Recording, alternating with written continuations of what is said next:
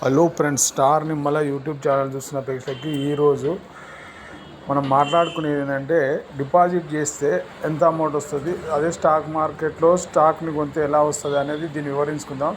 Market అనేది ఒడిదొడుకులకు no అవుతుంది కాబట్టి ఇప్పుడున్న సిచ్యువేషన్లో ఉన్న పొజిషన్ని ఉంచాలన్నా కట్ చేయాలని చాలామంది డౌట్లో ఉన్నారు. మార్కెట్ అనేది కరప్షన్ అనేది ఎన్నిసార్లు ఎట్లా వచ్చిందో చూసి వివరిస్తానికి ఉంది. ఎవరైనా సరే స్టాక్ మార్కెట్లో ఇన్వెస్ట్మెంట్ పెట్టాలనుకునే వాళ్ళు ఈ వీడియోని ఎక్కడ కూడా సెట్ చేయకుండా స్టార్టింగ్ నుంచి ఎండింగ్ వరకు ఉంటే మనకి స్టాక్లో ఇన్వెస్ట్మెంట్ పెట్టాలా వద్దా అనేది, డైరెక్ట్ మార్కెట్లో ఇన్వెస్ట్మెంట్ పెట్టాలా వద్దా అనేది ఒక ఐడియా వస్తుంది. దాని గురించి అని మనం ఉదాహరణకి ఎస్బీఐ తీసుకున్నాం. ఇక మన స్టాక్ మార్కెట్ గురించి మాట్లాడుకుంటే first basic level, fundamental, technicals and result, ఈ కంపేర్ అన్ని కంపెనీలను చూసుకుంటే ప్రతి ఒక్క వీడియోని చేస్తున్నారు. కానీ డైరెక్షన్గా దాంట్లో మార్కెట్లో ఉన్న సిచ్యువేషన్ గురించి ఎవరు చెప్పట్లేదు. అసలు మార్కెట్లో ఏది ఉంటే అది అంటే వివరిస్తున్నారు తప్ప అయిపోయిందాక మనకు గతాన్ని చూసుకొని కంపేర్మెంట్ చేసుకొని దాన్ని బట్టి ఉంటుంది. కానీ మనం చేసే ఈ వీడియోలలో ఎంత స్ట్రెంత్ చూడండి ఒకసారి, స్టార్టింగ్ నుంచి ఎండింగ్ వరకు వింటే మనకి దీంట్లో ఇన్వెస్ట్మెంట్ పెట్టాలంటే మనం తీసుకున్న company SBI, state bank of India. దీంట్లో ఇన్వెస్ట్మెంట్ అంటే ఎస్బీఐని తీసుకున్నామంటే గత దాదాపు 100 ఏళ్ళ చరిత్ర ఉంది ఎస్బీఐకి. దాని ఫండమెంటల్, టెక్నికల్గా కంపెనీ ఎలా ఉంది అనేది, ఆర్థికంగా రిజర్వ్ బ్యాంక్ ఆఫ్ ఇండియా కింద బిగ్గెస్ట్ కంపెనీ గవర్నమెంట్ది ఎస్బీఐ. దాని గురించి ఎస్బీఐలో మనం ఇన్వెస్ట్మెంట్ పెడితే ఎలాగా అయితే డబ్బులు పోవు అని ఎంత ఉందో ఆర్బీఐ ప్రకారం, అలాగే స్టాక్ మార్కెట్లో కూడా అంత గ్రోత్ ఉందని చెప్పడానికి వీడియో చేస్తున్నాం. దీంట్లో ఒకసారి వినాలి ఫ్రెండ్స్ మనం చెప్పేది. ఎందుకంటే ఒకసారి మనం ఒక్కడికి 2 సార్లు వింటే దీంట్లో మనం ఏందనేది అర్థమవుతుంది.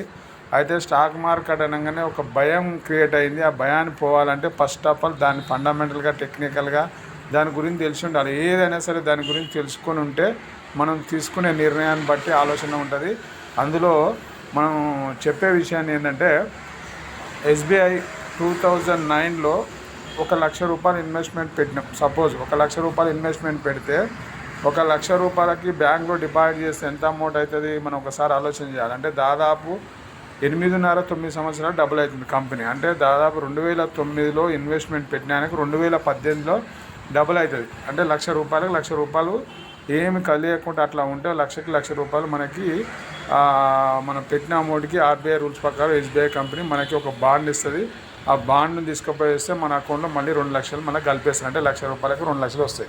అయితే మనం ఏం చేయాలంటే, కంపెనీ ఏం చేస్తుంది, మనం ఇచ్చిన డబ్బులు ఎక్కడ పెడుతున్నారు అదంతా మనకు సంబంధం లేదు. ఏం నమ్మి పెడుతున్నాం అంటే ఆర్బీఐ గవర్నమెంట్ కంపెనీ అనేది నమ్మి మనం దాంట్లో ఇన్వెస్ట్మెంట్ పెడుతున్నాం.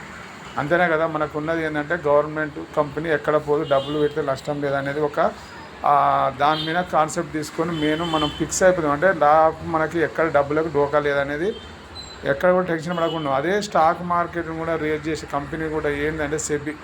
అంటే ఇది ఆర్బీఐ ఎలా పనిచేస్తుందో అలాగనే దీన్ని ఒక బోర్డు, సెబీ అంటే security exchange board of India అని ఉంటుంది. ఇందులో RBI, reserve bank of India ఎట్లనో security exchange board of India అనే కంపెనీ అంటే గవర్నమెంట్ది. ఇది ఏంటంటే దాంట్లో ఇన్వెస్ట్మెంట్ అంటే కంపెనీలు ఎలా పుడతాయి, కంపెనీలలో ఇన్వెస్ట్మెంట్ పెట్టాలన్నా వద్దా, కంపెనీ స్టార్టింగ్ చేసుకుంటే కంపెనీలో మూలధనం ఎంత ఉంది, ఇవన్నీ ఒక 5 ఏళ్ళ గత 10 ఏళ్ళ నుంచి అంటే ఒక కంపెనీ ఎస్టాబ్లిషన్ చేయాలంటే ఈ బోర్డులో రిజిస్ట్రేషన్ అయ్యి ఒక 5 ఏళ్ళ నుంచి వాని ఫండమెంటల్, టెక్నికల్స్, రిజల్ట్ ఇవన్నీ చూపించిన తర్వాత కంపెనీ లీస్టింగ్ చేయడానికి ఛాన్సెస్ ఉంటుంది. ఒక 5 ఏళ్ళు కంటిన్యూగా దాని లాభ నష్టాల పట్టికను మొత్తం చూపించిన తర్వాత కంపెనీలో ఉన్న క్యాపిటల్ ప్రకారం నీ దగ్గర సపోజ్ గుడ్డిగా 1,00,000 కోట్లు నీకు కావాలి అంటే దాదాపు నీది 3 లక్షల కోట్లు ఉంటే 1,00,000 కోట్లు ఐపీఓ వేసుకోవడానికి ఛాన్సెస్ ఉంటాయి. అంటే 2 లక్షల రూపాయలు అంటే మనం పెట్టే పెట్టుబడుల్లో ఏంటంటే 1,00,000 కోట్ల పోర్కు ఉంది క్యాపిటల్. అంటే మన దగ్గర ఉన్న గ్రోత్ ప్రకారం చూస్తే 2 లక్షలకు కంపెనీ పెడదామనుకుంటే ఈయన దగ్గర ఉన్న 50,000 ఉంటే మిగతా 1,50,000 కోట్లు సేవించుకుంటే 75% పబ్లిక్ దగ్గరకు ఉన్న డబ్బులు తీసుకొని 50% కంపెనీ పెట్టుకొని ఆ రకంగా కంపెనీ స్టార్ట్ చేసుకోవచ్చు అనేది దాంట్లో ఉన్న ఫండమెంటల్, టెక్నికల్గా లాభ నష్టాల పట్టిక మీద బేస్ చేసుకొని కంపెనీకి ఒక ముద్ర వేసి స్టాంప్ ఇస్తారు. ఇది సెబీ.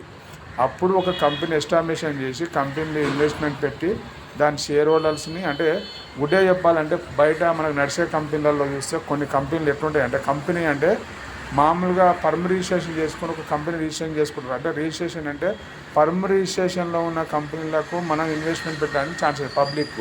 ఎందుకంటే అది ప్రైవేట్ లిమిటెడ్ కంపెనీలో ఒక ముగ్గురు నలుగురు ఐదుగురు ఒక సభ్యులు కలిసి దాంట్లో బోర్డుని క్రియేట్ చేసుకొని ఒక ఐదుగురు నిర్ణయం వల్లనే ఆ కంపెనీ ఎస్టాబ్లిషన్ అవుతుంది. దాంట్లో ప్రమోటర్ గ్రూప్కి ఎంత, షేర్ హోల్డర్కి ఎంత అని ఒక 4-5 కంపెనీ పెడతారు. దాంట్లో పబ్లిక్ మనకు తెలుసు ఏదో ఒక రెగ్యులర్ నడిచే రెస్టారెంట్ కానీ, బిర్యానీ పాయింట్ కానీ, నెక్స్ట్ పోతే హోటల్స్ కానీ, ఇట్లా వీటిలో ఇన్వెస్ట్మెంట్ పెట్టాలంటే బాగా నడుస్తుందని తెలుస్తుంది. అయినా మనం ఇన్వెస్ట్మెంట్ తీసుకుంటున్నా తీసుకోలేరు. ఏదైనా సరే జనరల్ స్టోర్లు అయినా మనం చూసుకున్న చాలా కంపెనీలు మార్కెట్లో ఉన్న కంపెనీలని వాటిలో ఇన్వెస్ట్మెంట్ పెట్టాలంటే మన మధ్యలో కనిపించే కంపెనీలలో ఇన్వెస్ట్మెంట్ పెట్టాలంటే వాళ్ళ బోర్డ్ మీటింగ్లో ఒక 5 సభ్యులు ఉంటారు కాబట్టి అది ప్రైవేట్ లిమిటెడ్ కంపెనీలో వాటాలు అమ్మలేరు. అయితే దాన్ని private limited company public limited company చేయాలంటే సెబీ దగ్గర తీసుకొచ్చి ఒక 5 ఏళ్ళ నుంచి కంపెనీ బోర్డు ఇలా ఉంది, దీనివల్ల ఇంత లాభం వస్తుంది, మేము ఇంత గ్రోత్ ఇంకా రానున్న రోజులు ఇంకా ఇన్ని బ్రాంచ్లు ఓపెన్ చేయాలి, దీనికి ఇంత అమౌంట్ కావాలని వడ్డీగా చెప్తే వాళ్ళు ఏం చేస్తారంటే దాని వ్యవహారానికి వాళ్ళు ఒక కంపెనీ బోర్డుకి తయారైంది ప్రైవేట్ లిమిటెడ్ కంపెనీ కాస్త పబ్లిక్ లిమిటెడ్ కంపెనీ కావాలంటే ఎస్టాబ్లిషన్ చేయాలి కంపెనీ. అంటే కంపెనీ మనం మార్కెట్లో లీజ్ చేయాలి. లీజ్ చేసిన తర్వాత షేర్ హోల్డర్ అంటే పబ్లిక్ లిమిటెడ్ కంపెనీ వచ్చిన తర్వాత కొన్ని షేర్లని వాళ్ళు మార్కెట్లో రిలీజ్ చేస్తారు. 100%లో ఒక 20% 10% మార్కెట్లో పెడతారు. అది సెకండరీ మార్కెట్ ఎన్ఎస్లో లిస్ట్ అయినప్పుడు అంటే కంపెనీ అంతే ఓకే ఉంటే ఎన్ఎస్లో ఐపీఓకి వేసుకుంటారు. ఐపీఓ అంటే ఇనిషియల్ పబ్లిక్ ఆఫర్ వచ్చిన తర్వాత వాటిని మనం బీడ్ రూపంలో లాట్ని వేసుకుంటే మనకు వస్తుంది. లేకపోతే సెకండరీ మార్కెట్లో మనం డైరెక్ట్ కొనుక్కోవడానికి ఛాన్సెస్ ఉంటాయి. అంటే 75% వాటా వానే ఉండి 20% పబ్లిక్ తీసుకొచ్చిన డబ్బులతోటి అప్పుడు షేర్ హోల్డర్స్కి కంపెనీ నష్టం వచ్చినా కంపెనీకి నష్టం వచ్చినా ప్లస్ కస్టమర్కి నష్టం వచ్చినట్టే. కస్టమర్కి నష్టం వచ్చినా పబ్లిక్ అంటే టోటల్గా కంపెనీ ఎస్టాబ్లిషన్ అయిన తర్వాత మార్కెట్లో పెరగడం తగ్గడం జరుగుతుంటుంది. ఆ కంపెనీ పెరగడానికి కూడా ప్రొడక్ట్ని బట్టి లాభ నష్టాలు అనేది వస్తుంటాయి. ఆ లాభ నష్టాల మీదనే కంపెనీ బేస్ అయ్యి కంపెనీ బాగుంటేనేమో షేర్ బాగుంటుంది, కంపెనీ బాగాలేదంటే షేర్ పడిపోతుంటుంది. లాభాలు తగ్గిపోయినా కొద్దీ షేర్ పడిపోతుంటుంది. ఎప్పుడైతే లాభాలు పుంజుకొని కంపెనీలో ప్రొడక్ట్ సేల్ అవుతుందంటే లాభాలు వస్తున్నట్టు లాభాల మీదనే కంపెనీ ప్రాఫిట్ ప్రతి 3 నెలలకు ఒకసారి యాన్యువల్ ఒకసారి చూపిస్తుంది. లాభాలు బాగున్నాయంటే డివిడెండ్ ప్రకటిస్తాయి. ఆ డివిడెండ్ ప్రకటించే కంపెనీలలో మనం ఇన్వెస్ట్మెంట్ డివిడెండ్ ప్రకటిస్తుందంటే మంచి లాభాలు ఉన్నట్టే కంపెనీ. లాభాలు ఉన్న కంపెనీలే డివిడెండ్ ఇస్తాయి. వేరే కంపెనీలు డివిడెండ్ లాభాలు లేని కంపెనీలు అవి డివిడెండ్ ఇవ్వలేవు. మెయిన్ పోతే కొన్ని గ్రోతింగ్ కంపెనీలు అయితే మనం ఈ అంత సబ్జెక్ట్ తెలుసుకోవడానికి ఎంతో ఉంది. మనకు అంత రిస్క్ ఎందుకు? ఆర్బీఐ ప్రకారంలో ఒక 7% 6% మరి వస్తుంది కదా, దాంట్లో ఇన్వెస్ట్మెంట్ పెట్టేసుకుంటే మనకు సేఫ్టీగా ఉంది కదా. అందుకే అందరూ ఆలోచనలు ఏముందంటే డైరెక్ట్ మార్కెట్లో రాకుండా ఆర్బీఐ రూల్స్ ప్రకారం ఉన్న బ్యాంకులలో డిపాజిట్ చేస్తారు. అయితే బ్యాంకులో డిపాజిట్ 7% 8% ఉన్న ఇన్ఫ్లేషన్ దాదాపు 6-7% అంటే లెవెల్ అయిపోతుంది. అంటే వచ్చిన డబ్బులు కాస్త ఇన్ఫ్లేషన్ లెవెల్ అంటే నీకు ఖర్చులు సరిపోతుంది, లెవెల్ అయిపోతుంది. ఎక్స్ట్రా కావాలంటే మనకి ఏంది మార్గం? రియల్ ఎస్టేటు పోతే మన పోస్ట్ ఆఫీస్ డిపాజిట్లు చూసినా 8-9% ఇస్తున్నాయి. రియల్ ఎస్టేట్లో చూస్తే అది అమౌంట్తో కూడుకున్న 10. స్టాక్ మార్కెట్లో 10-15% అనేది రిస్క్ కూడా అంతే ఉంది. పెరగడం ఎంత ఉంది, తగ్గడం అంతే ఉంది. దీన్ని ఆ ఇన్ఫ్లేషన్ బీట్ చేయాలంటే మనం ఏం చేయాలనేది చాలామంది అయిపోయి దీంట్లో మార్కెట్లో ధనధన వచ్చేదో దొరికేసింది కదా అనేదో షేర్ కొనేసి పెరుగుతున్న షేర్ని ఒక 30 రూపాయల షేర్ 250-300 పోయినాక షేర్ కొనుక్కొని మళ్ళీ 200కి వచ్చింది, 150కి వచ్చింది. అంటే అది పెరిగింది, ఎంత పెరిగిందో అంత తగ్గుతుంది. అంటే కంపెనీకి అంత సబ్జెక్ట్ తెలుసుకొని ఇన్వెస్ట్మెంట్ పెట్టే లోపల ఏమైందంటే ఇలా షేర్లకి టెన్షన్ గురైపోయి పెట్టిన అమౌంట్కి 30% 40% మైనస్ అయింది. ఆటోమేటిక్గా కేర్ కట్ చేసుకొని వద్దు స్టాక్ మార్కెట్ అనేది రిస్క్, దీంతో బేస్ చేసుకోవడం మన వల్ల కాదేదని చాలామంది ఊకునోళ్ళు చాలామంది ఉన్నారు. ఎందుకంటే స్టాక్ మార్కెట్లో ఇన్వెస్ట్మెంట్ పెట్టిన డిమాట్ అకౌంట్ ఖాతాల సంఖ్య చూస్తే 140 కోట్ల జనాలలో మనకున్న ఖాతాలు ఎన్ని? 20 కోట్ల అకౌంట్ అన్నాం. మనలో 1-2 పెట్టుకున్నట్టే మినిమం 10 కోట్ల మంది ఇన్వెస్ట్మెంట్ అంటే 130 కోట్ల మంది జనాలు మార్కెట్లోకి లేనట్టే. అంటే ఎంతమందికి ఎంత పర్సెంటేజ్ ఉందో ఒకసారి లెక్కేసుకుంది. అంటే దీని మీద అవగాహన లోపం ఉన్నది. అంటే కంపెనీలు ఎన్ని ఉన్నాయి, కంపెనీలో పనిచేసిన ఎంత ఉన్నారో దాన్ని బట్టి మనం బేస్ చేసుకోవచ్చు. అంటే కంపెనీ ప్రొడక్ట్ని దాని లాభ నష్టాల పట్టిక అంతవరకు పోతలేరు. కంపెనీలో ఉద్యోగం కావాలంటున్నారు, కంపెనీ పెట్టాలనే ఆలోచన ఉన్న వాళ్ళు చాలామంది తక్కువ ఉన్నారు. కంపెనీ కంపెనీలో ఉద్యోగాలు ఇస్తా అనుకుంటోళ్ళు ఏళ్ళ మీద లెక్క పెట్టవచ్చు. కంపెనీలో ఉద్యోగం చేస్తా అంటే వాళ్ళు లక్షల కాదు కోట్లలో మంది. దానికి ఏం చేస్తారంటే ఆ వరుసలో ఉండాలన్నా ఈ వరుసలో ఉండాలన్నా మీరు ఒకసారి కంపేర్ చేసుకోండి. ఇకపోతే మన డిపాజిట్ రూపంలో మనం మాట్లాడుకున్నాం కాబట్టి ఈ విషయాన్ని మాట్లాడదాం ఫస్ట్.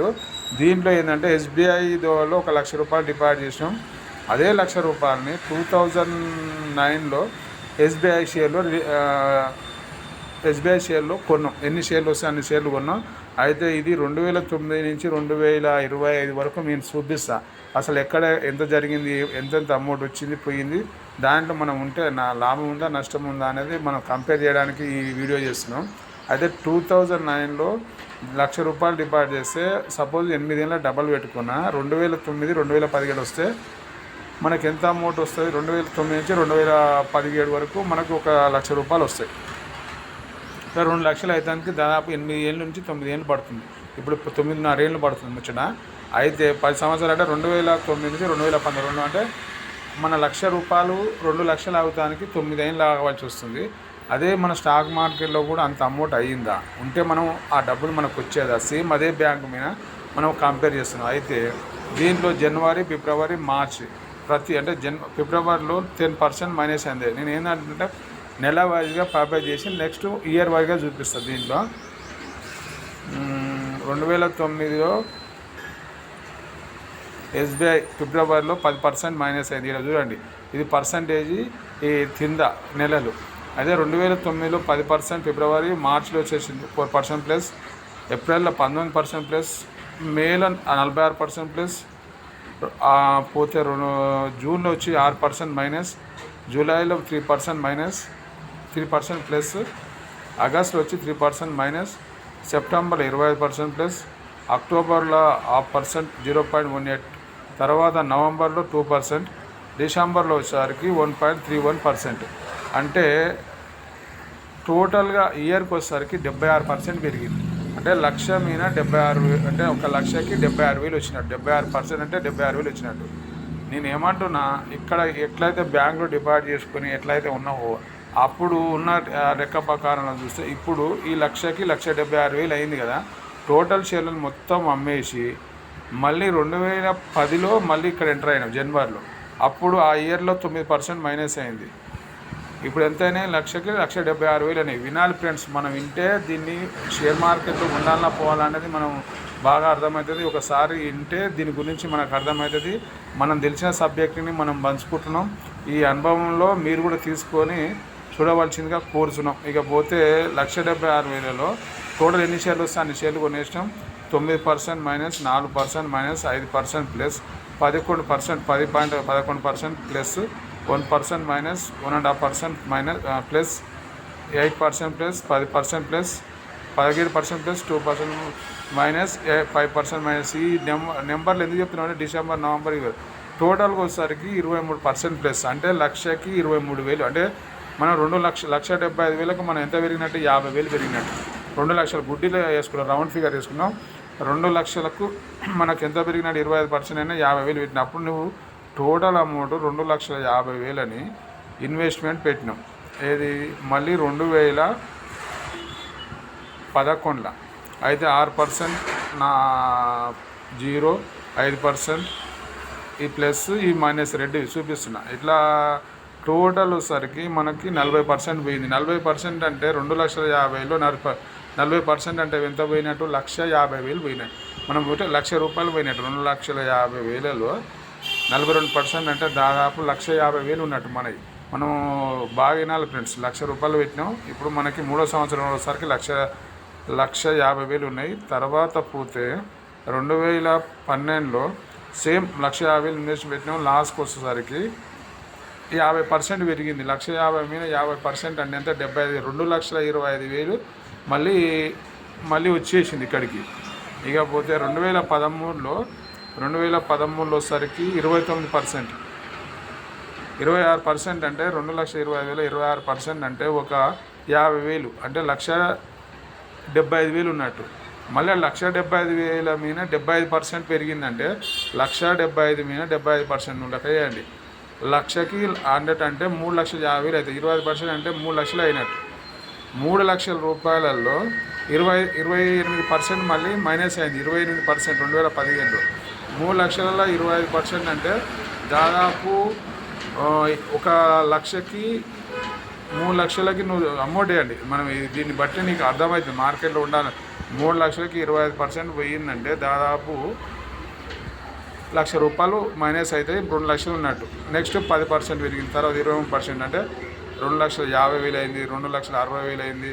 మళ్ళా ఇక్కడ పోతే 17%, 2,50,000 నుంచి నీకు 17% అంటే 2 లక్షలు అయింది. 2 లక్షల నుంచి ఏకదం 67%, 67, 30, 67, 30 ఎంత 100, దాదాపు ఇక్కడనే 100% పెరిగింది. 2,50,000 5 లక్షలు, 5 లక్షలు ప్లస్ ఇప్పుడు 20,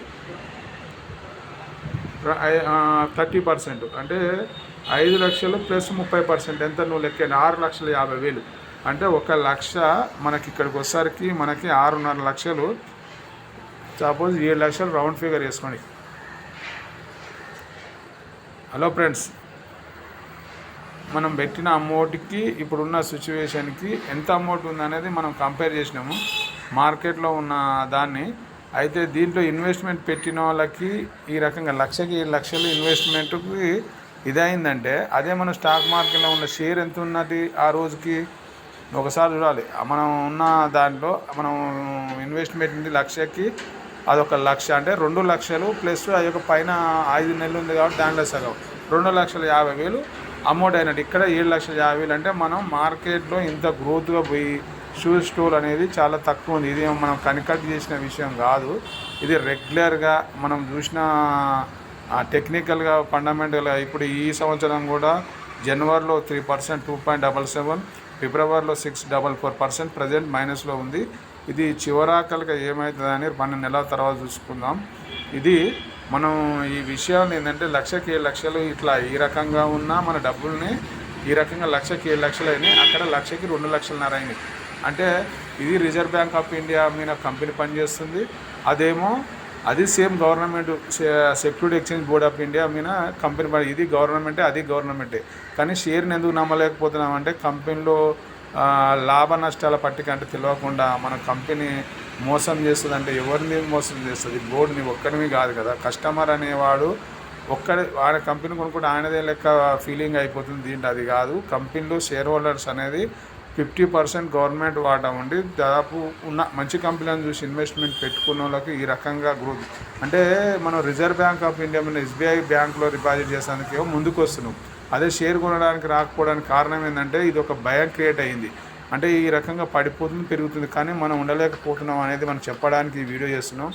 దీంట్లో ఇదేమన్నా మనకు వీడియోని ఎక్కడ వస్తేనే తీసుకోండి, లేదంటే వదిలేయండి. ఇది మనం చూసిన టెక్నికల్ లెక్క ప్రకారం ఇది ఈ రకంగా ఉందని చెప్పడానికి వీడియో చేస్తున్నాం. మన స్టార్ నిమ్మల యూట్యూబ్ ఛానల్ని ఎవరైనా సబ్స్క్రైబ్ చేయండి, లైక్ చేయండి, షేర్ చేయండి. మంచి మంచి వీడియోలు నోటిఫికేషన్ రూపాలు వస్తాయి. మన ఛానల్ సబ్స్క్రైబ్ చేసుకోవడం వల్ల మంచి వీడియోతో మళ్ళీ కలుద్దాం. జై హింద్.